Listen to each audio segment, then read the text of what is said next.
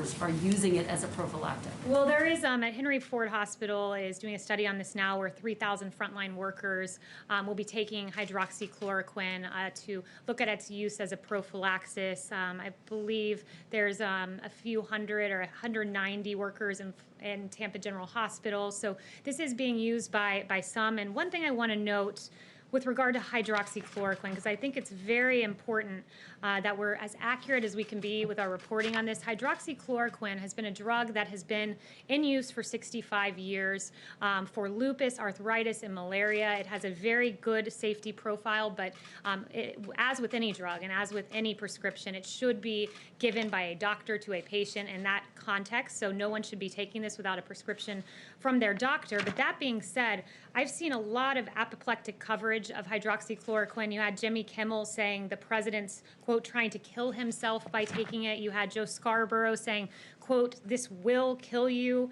Neil Cavuto saying, what have you got to lose? One thing you have to lose are lives. And you had Chris Cuomo saying the president knows that hydroxychloroquine is not supported by science. He knows it has been flagged by his own people, and he's using it. Well, Cuomo mocked the president for this. And interestingly, I found this out just before coming here.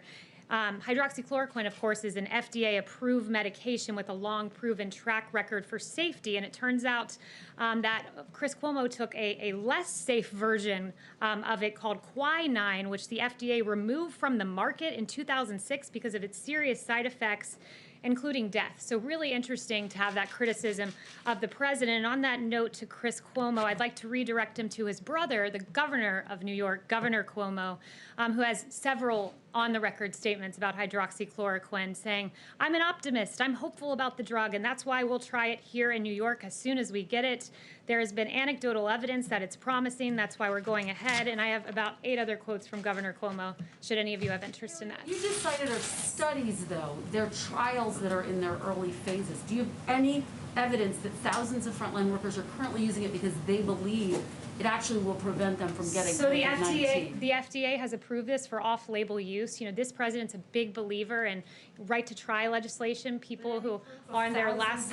There are several studies that have been brought that the president has actually mentioned that I'd refer you to. There was one out of France, a French study involving more than 1,000 patients that found that the vast majority had, quote, good clinical outcomes, and by the vast majority, that was more than 90%. There was an Italian study of more than 65,000 patients that demonstrated only 20 tested positive of those who were taking it prophylactically, and a South Korea study as well. So there are several studies, and if you're someone out there and this is a safe drug to use and your doctor, importantly to underscore that, and your doctor prescribes it for your use as a prophylaxis or after coming into contact with COVID, then it's something you should take if it's prescribed by the doctor and that's your personal medical choice.